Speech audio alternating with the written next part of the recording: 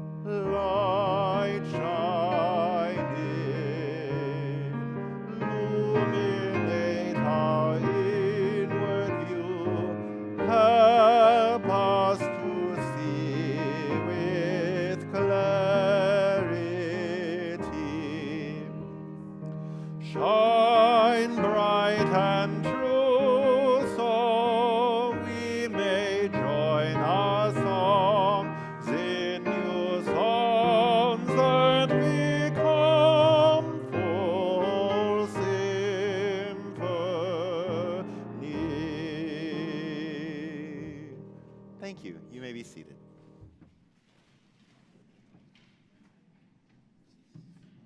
Good morning. And welcome to the First Unitarian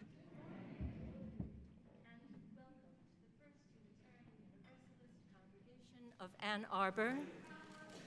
It's this one. Am I on now? Okay. Thank you, Tex. Good morning. And welcome to the First Unitarian Universalist Congregation of Ann Arbor, a liberal religious community founded in 1865. Centered on love, we seek to further justice everywhere.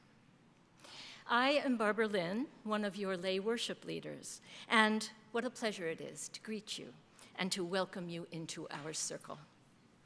Whoever you are, and wherever you may be on your journey, our circle embraces your whole self just as you are. If you are new to us this morning, thank you for being with us. We treasure your presence as the gift it is. If you are participating via the live stream, feel free to introduce yourself in the chat. And to help us get to know you better, please consider filling out our newcomer survey at UUAA.org/newcomer survey.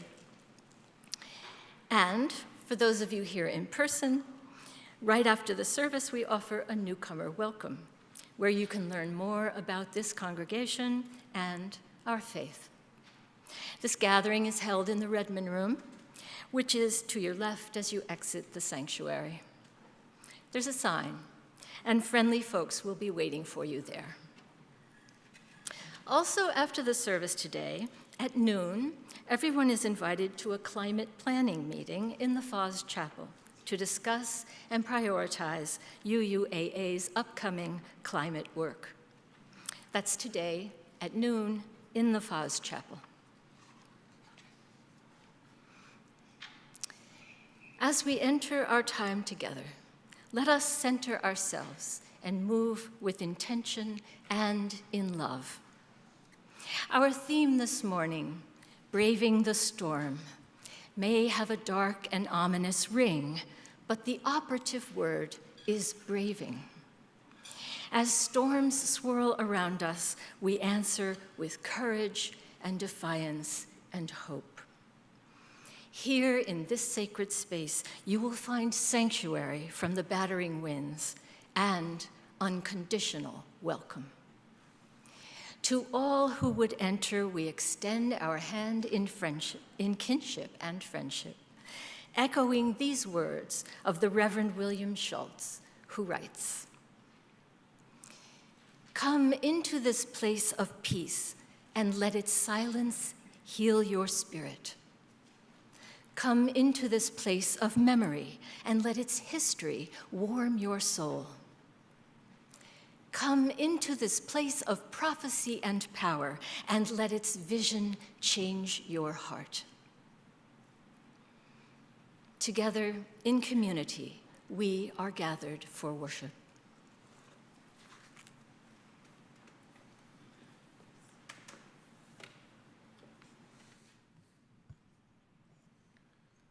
Light, shine in. Illuminate our inward view. Help us to see with clarity. Those words from the closing verse of this morning's Music for Gathering. Like so many UU congregations, each week we illuminate this shared time of worship by lighting a chalice, the symbol of our faith, both to help ourselves see more clearly in the light of truth and as a beacon of refuge for those in need, like a lighthouse shining on a stormy sea. Today, I would like to invite Diane Downer to join us on the chancel to light the chalice. As Diane lights our chalice here in the sanctuary, we invite our online community to light a chalice of your own, perhaps sharing in the chat, the chalice is lit and from where you're joining us today. Will you please join me in speaking together our chalice lighting words? We light this chalice for the light of truth. We light this chalice for the warmth of love. We light this chalice for the energy of action. We light this chalice for the harmony of peace. Thank you, Diane. That final hymn verse continues, "Shine bright and true, so we may join our songs in new sounds that become full symphony."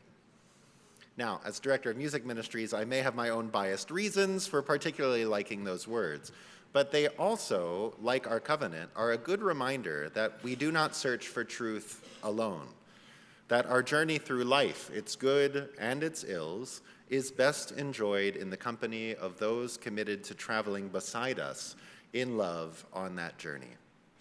Would you join me in speaking together the words of our covenant? The spirit of this church is love, and service is its law. This is our covenant with each other, to dwell together in peace, to search for truth in love, and to help one another.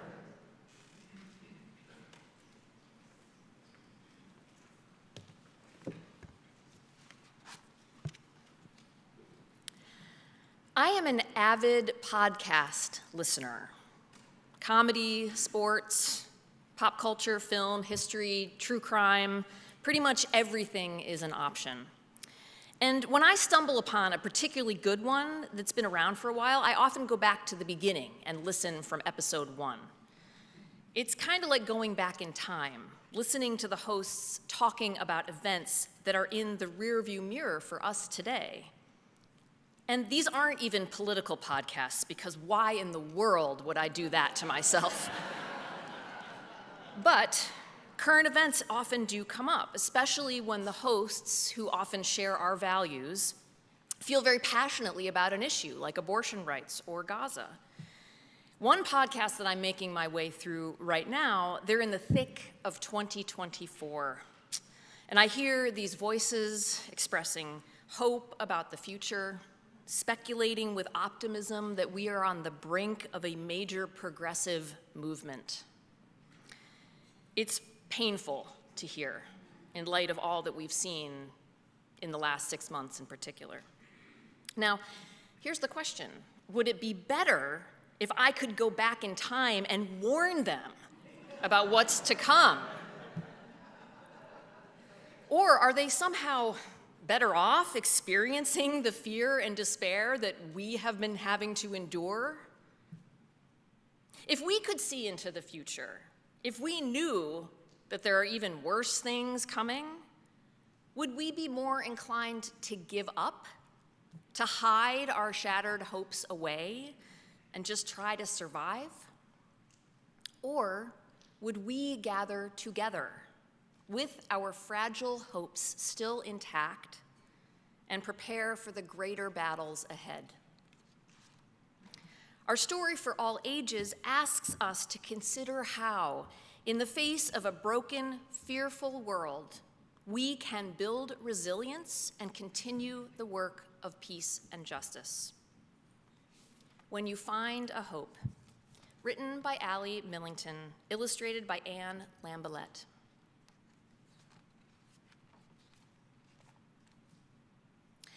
There once was a tree that grew hope from its branches. People came from near and far to visit the tree, plucking off whatever hope they could reach.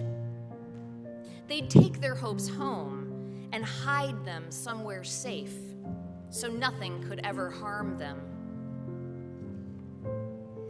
A curious girl came to the tree. When she saw the highest hopes, the brightest ones at the very top, she knew that was what she wanted. She climbed all the way up, grabbing the largest hope she could find. But when she got back to the ground, she discovered her hope was different from the others. Her hope could float. If she didn't hold on to it tightly, it would drift away, far out of reach. It had a mind of its own. To make sure she didn't lose her hope, the girl tied a string around it and tethered it to her side. While everyone else kept their hopes hidden away, the girl took hers everywhere. They became inseparable. But then something unexpected happened. The girl's hope was crushed, broken into bits. She found all the pieces and stuck them back together, but it wasn't the same. She tried everything, tossing it in the air, making it wings, tying the string as tightly as she could. But her hope wouldn't float. Still, it was her hope. She didn't want to go anywhere without it. So the girl dragged her hope with her wherever she went. Over time, it felt heavier and heavier to pull. Everyone wondered why she kept bringing it along. Her hope was broken, after all. There was nothing she could do with it anymore.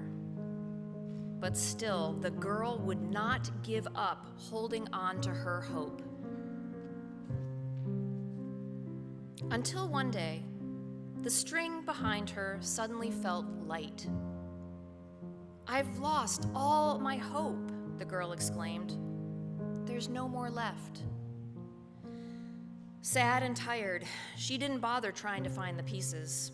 They were probably long gone by now. She untied the string from her side and left it behind. Life without her hope became gray and dreary. The girl was no longer curious or excited.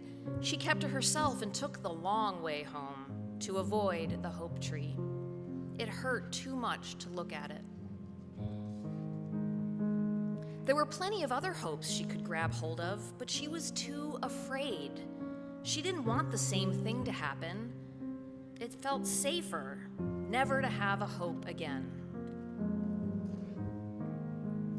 Seasons passed, and the girl noticed something she'd never seen before. A line of small trees was sprouting from the ground, leading back to where she'd left the string.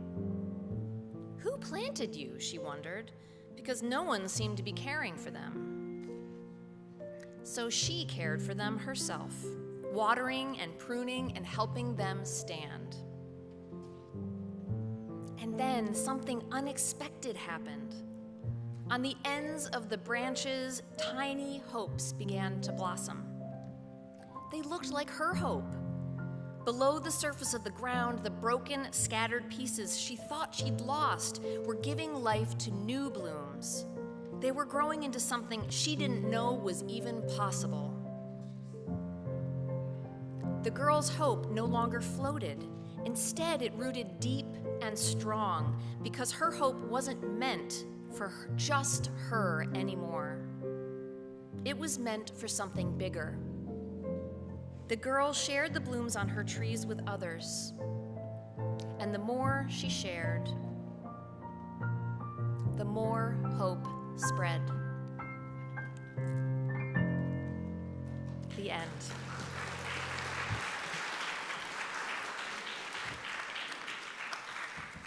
And now is the time in our service when we sing our children out as they head to their programs. I invite all young people of all ages, teens, children. If they're younger than 5, they should have an adult with them, but everybody is welcome. Join me in Faz as the congregation sings with love. This little light of mine, I'm gonna let it shine. This little light of mine, I'm gonna let it shine. This little light of mine, I'm gonna let it shine. Let it shine, let it shine, let it shine everywhere. Everywhere I go, I'm gonna let it shine. Everywhere I go, I'm gonna let it shine. Everywhere I go, I'm gonna let it shine. Let it shine, let it shine, let it shine.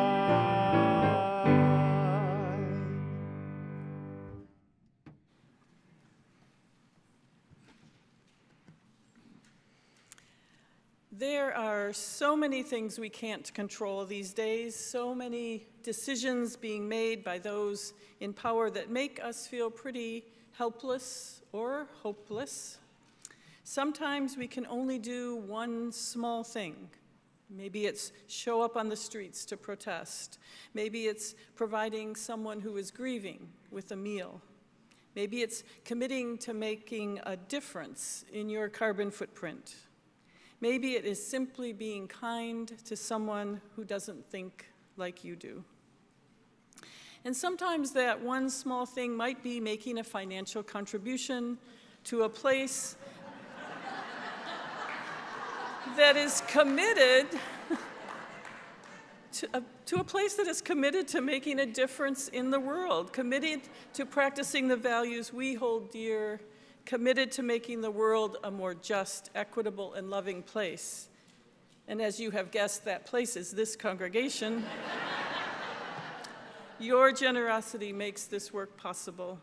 So that's my ask today. If you are in a position of abundance and can give any amount at all to our offering, I invite you to do so. Keeping in mind it is just one small, tangible way to make a difference. And if you have a lot of abundance, we welcome that. But if this is just a difficult time financially, know that it is okay to let the baskets pass you by. And there are many ways to give to support the programs and ministries of this congregation. You can text UUAA to 73256. You can give online, uuaa.org/giving, or you can add cash or checks to the baskets. I invite the ushers to come forward now as today's offering will gratefully be given and received. We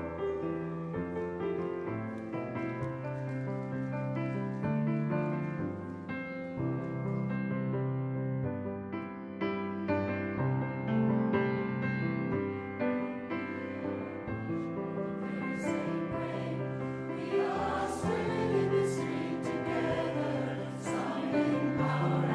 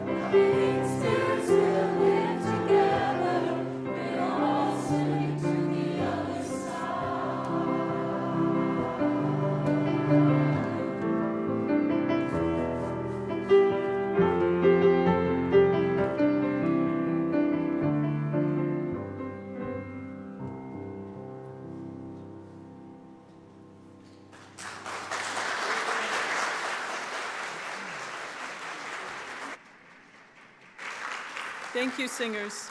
I invite the ushers to come forward, and as they do, would you rise in body or in spirit as we dedicate our offering with a visible way of saying thank you. Let's join in saying our words together. To the work of this congregation, which is weaving a tapestry of love and action, we dedicate our lives and these our offerings. Thank you. You may have a seat.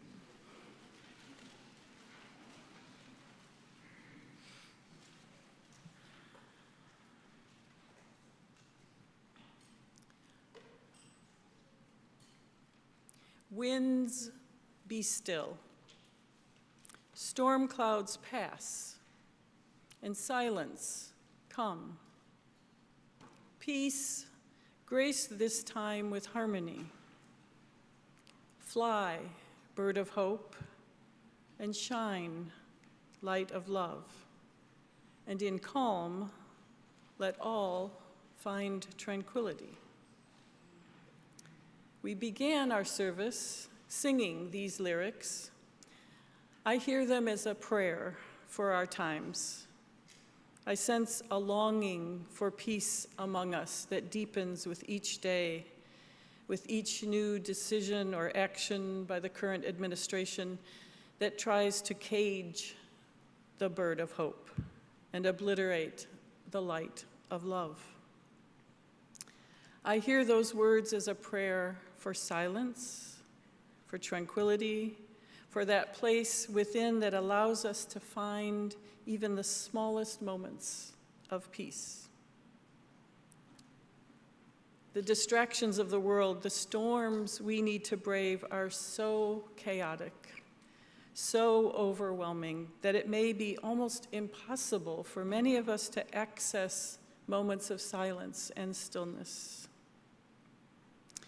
Whether the distractions are within our own self, within our UUAA community, whether they are rising up in our local communities, or whether they are the exponentially more overwhelming distractions at the scale of the nation or even the world. I believe finding ways to escape the chaos is a blessing we need in order to survive in these challenging times. We can't brave the storm without inner peace. So let us practice right now finding a blessing in the chaos. If you would settle into the space you're in, whatever is comfortable in your own body, that might be seated, it might be standing, your eyes might be open or closed. Breathe in whatever way comes naturally to you right now. Let yourself fall gently into this space of extended quiet. I'll offer you words of Jan Richardson called A Blessing for Chaos. You will hear her blessing in short sections, each followed by a time of silence, and remembering that silence here is simply the absence of adult speaking.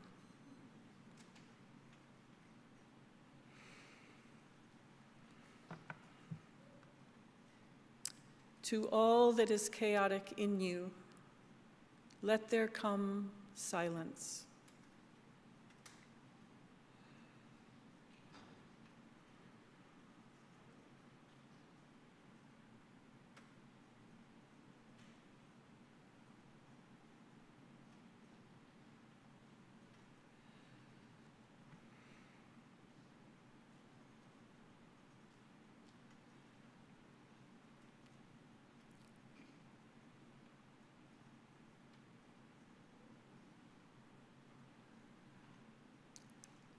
Let there be a calming of the clamoring, a stilling of the voices that have laid their claim on you, that have made their home in you, that go with you even to the holy places, but will not let you rest, will not let you hear your life with wholeness, or feel the grace that fashioned you.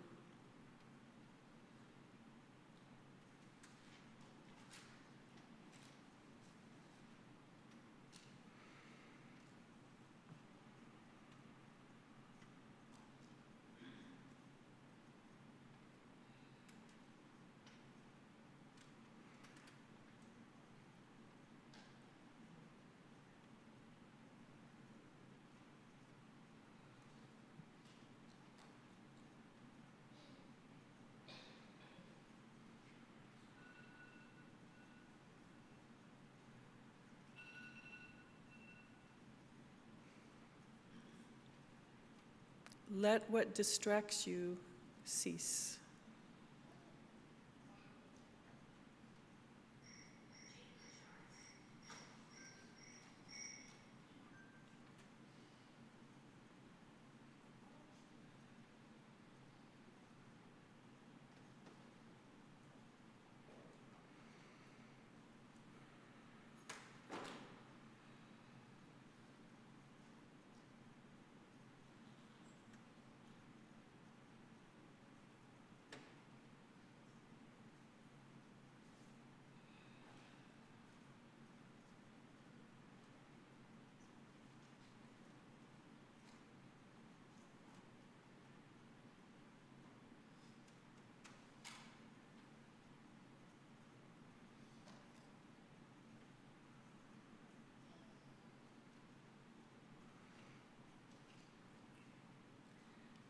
Let what divides you cease.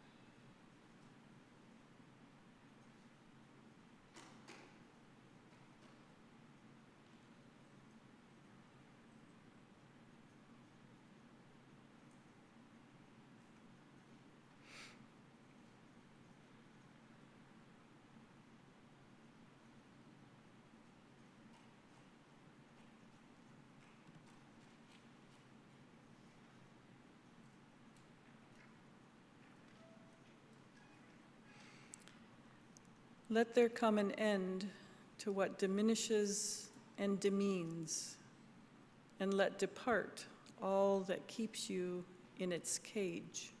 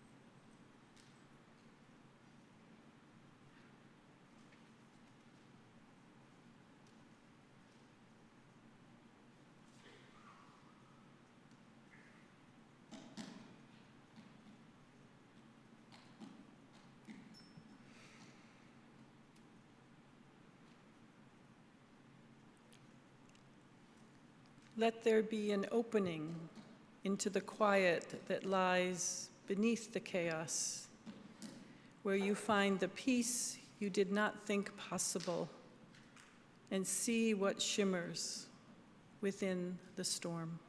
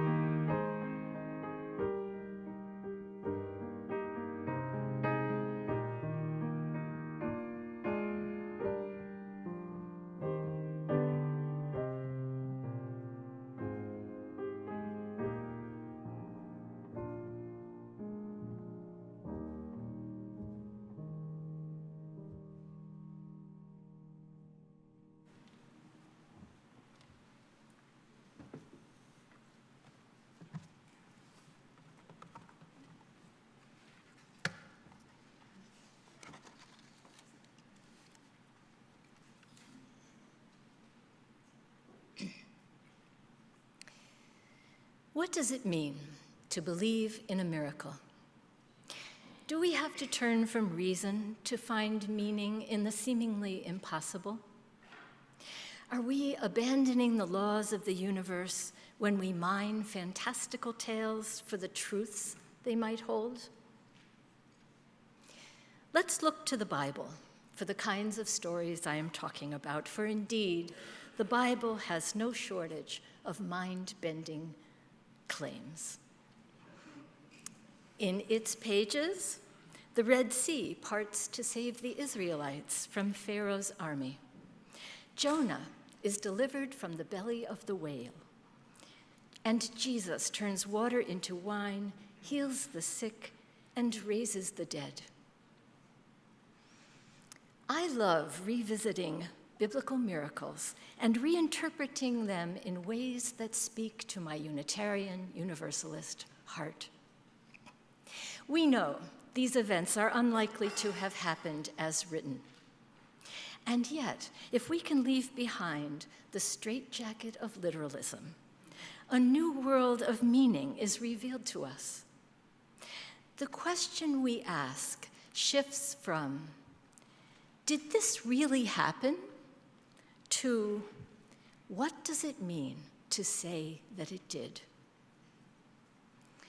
This morning, I invite you on a journey, a perilous journey that will have us navigating stormy seas in a most peculiar way. We will explore a miracle that appears in 3 of the 4 Gospels, where Jesus steps out onto a wave-swept sea and walks upon the water. Matthew adds an intriguing coda about Peter, and this is the telling we will turn to this morning. Here is the passage from Matthew, chapter 14, verses 22 through 32. Immediately, Jesus made the disciples get into the boat and go on ahead to the other side, while he dismissed the crowds. And after he had dismissed the crowds, he went up to the mountain by himself to pray. When evening came, he was there alone. But by this time, the boat, battered by the waves, was far from the land, for the wind was against them. And early in the morning, he came walking toward them on the sea. But when the disciples saw him walking on the sea, they were terrified, saying, "It is a ghost," and they cried out in fear. But immediately Jesus spoke to them and said, "Take heart, it is I, do not be afraid." Peter answered him, "Lord, if it is you, command me to come to you on the water." Jesus said, "Come." So Peter got out of the boat, started walking on the water, and came toward Jesus. But when he noticed the strong wind, he became frightened, and beginning to sink, he cried out, "Lord, save me." Jesus immediately reached out his hand and caught him, saying to him, "You of little faith, why did you doubt?" When they got to the boat, the wind ceased. Let me take a brief moment here to address the ableism implied in this story. This Bible passage has given us the figure of speech to walk on water. And like all figures of speech, it is not to be taken literally. To walk on water in this context is not about walking. It is about miraculous action.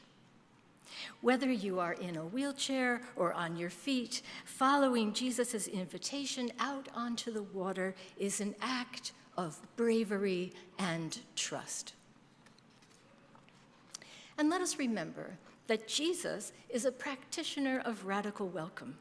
He invites everyone to join him without exception and without question.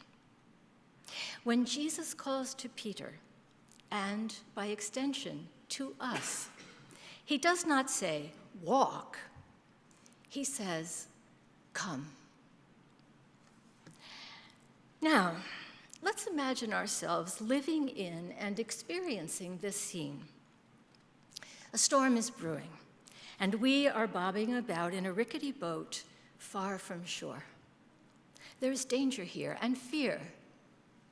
Suddenly we look up, and oh my God, the person we love and admire most is defying the winds and the waves and gravity to come to us. Now imagine yourself as Peter. You see Jesus walking towards you on the sea. Is this real or an apparition? You ask for proof, perhaps half-jokingly. And then Jesus speaks the word that will challenge and change you. "Come," he says. With that one word, he calls you to courageous action, asking that you too enter the storm. Even as the winds lash at you, you launch yourself upon the waves and move. You falter, almost sink. He steadies you, and you prevail. You do the impossible because the impossible has been asked of you. Where has this happened in your life? Has someone challenged you to action, guided you in a special way, called you to put aside your fears? Were you changed by this? Did a miracle happen? Years ago, I was traveling alone in England and Scotland after studying for a term in London. I was already outside of my comfort zone, traveling by myself from hostel to hostel. One evening, I was relaxing after dinner with a group of Scandinavian students, all of whom were multilingual. When I shared my embarrassment that I spoke only English, they laughed and challenged me to change that. And later, one of them handed me the address of the Alliance Française in Paris, where foreigners study French. He was calling me out onto the water. I was very nervous. I barely spoke a word of French, but I made my way to Paris. I studied at the Alliance for a year, came back to the States, re-enrolled in college, and 2 years later, I graduated summa cum laude with a degree in French language and literature.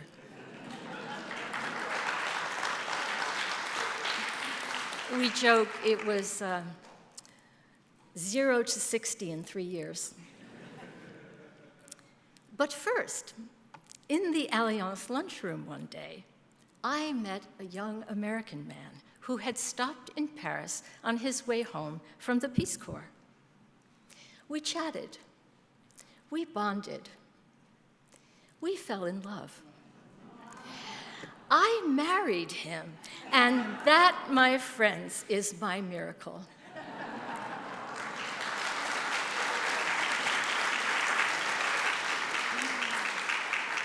The water held me up, and it changed my life forever. But this Bible story is bigger than 2 kids falling in love in Paris. There is a larger message here. Consider the world we live in now. How we are being called to give ourselves wholeheartedly to seemingly hopeless causes. Right now, in our own country, we are confronted with growing authoritarianism, and in spite of our fear, we are out on the water defying the waves. History offers up a parade of heroic figures who have walked upon the water. Think of Gandhi or Frederick Douglass. In living memory, we have Martin Luther King Jr., who called us to brave the wind and the waves time and time again. The police dogs, the fire hoses, the bullets. MLK walked fearlessly through the storm, and while the sin of racism still plagues us, he lives on as a lodestar in our anti-racism, anti-oppression work. All this conjures up for me another storm and another boat, our blue boat home, the Earth, racked and buffeted by the existential threat of climate change.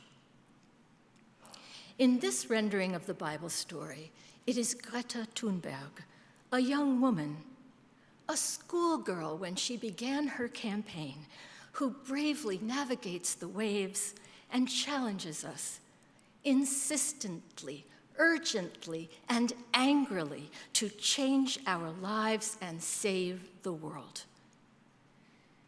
Even as we fear at this point that it will surely take a miracle to meet even our most modest climate goals, we join Greta as she attempts the impossible. I said at the beginning that we are asking the wrong question when we wonder whether biblical miracles really happened. That instead, we should ask why the story is being told at all. What does it mean to claim that Jesus walked on water? Some cite this and the other miracle stories as proof that Jesus is the divine Son of God. But we are Unitarian Universalists. Most of us don't particularly care one way or the other about Jesus' divinity. As UUs, we have the freedom and the insight to delve into this story, to reach beyond its literal meaning and discover the message it carries through the ages right up to our day. When Jesus walks on water, he is daring to do the impossible, challenging the status quo, defying the odds. And he calls us to join him just as he calls Peter. With his invitation, Jesus is honoring our own agency and inner strength. We are no longer helpless when we ourselves engage the storm. Indeed, once out on the water, we steady each other, hold each other up, and together we reach the safety of the boat just as Jesus and Peter did. To walk or roll your wheelchair on the water is an act of bravery and defiance.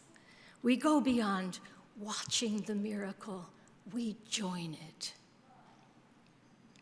The lesson is not about Jesus' divinity. It is about bravery, trust, and mutual support. It is about courage, inspiration, and action. I am not asking that you follow Jesus. As UUs, we seek our own mentors and find our own way to brave the storm. And here in this church, our different paths converge out on the stormy sea. Now I know that we are not Martin Luther King or Greta Thunberg. And God knows we are not Jesus. Still, I venture the question, when in your life have you become the figure moving across the water, challenging others to join you? Have you dared to instigate a miracle? I believe the answer is yes, for when we ourselves step out into the storm, we carry the challenge forward and take on the task for a new generation.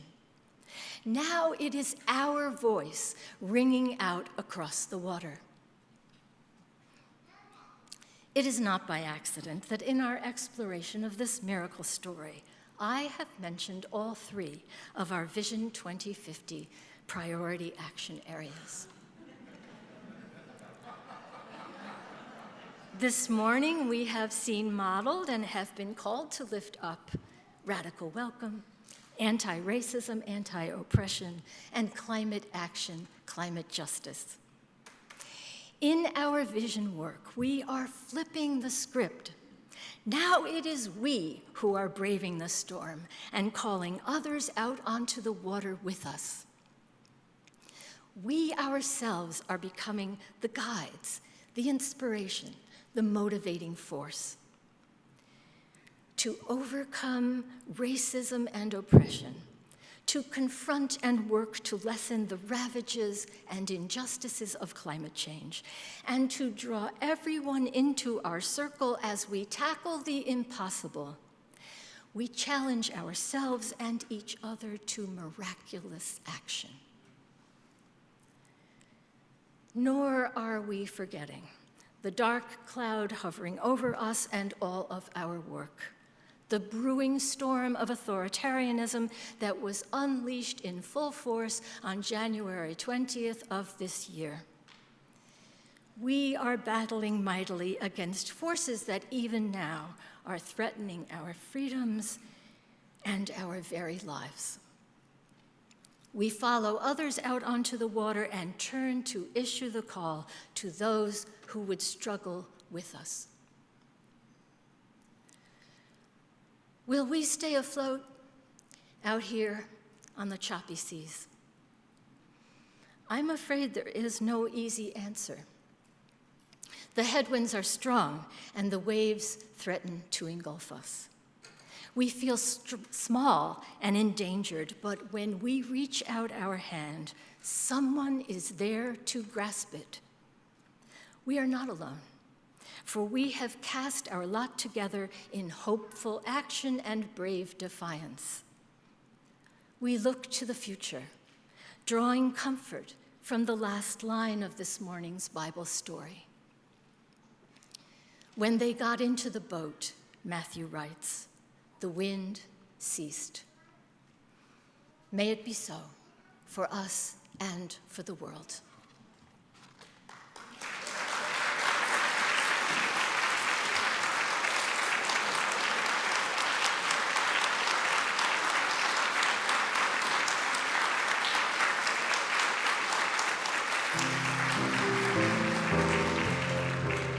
Well, since you're already standing, friends, I invite you to rise as you're comfortably willing and able, turning once again in our gray hymnal to number 331, Life is the Greatest Gift of All, hymn 331.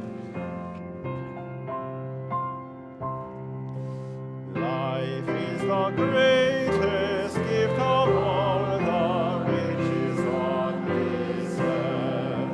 Life and its creatures, great and small, of high and lowly birth. So treasure it and measure it with deeds of shining worth. Life is the brightest gift of all, its love no measure lasts. It seeks creation, still in plan, its quest amounts all vast. It rains the wind, it shakes the storm, it wakes the outmost stars. We are of life, its shining gift, the measure of all things. Up from the dust, our temples lift, our vision soars on wings. For seed and root, for flower and fruit, our grateful spirit sings.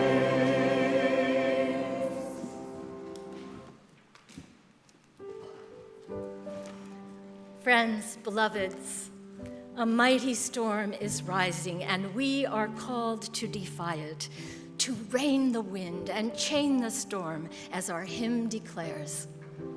We know it will take more than song, but raising our voices in harmony makes for a fine beginning. Together, we sustain each other. Go in peace, knowing you are not alone. Amen.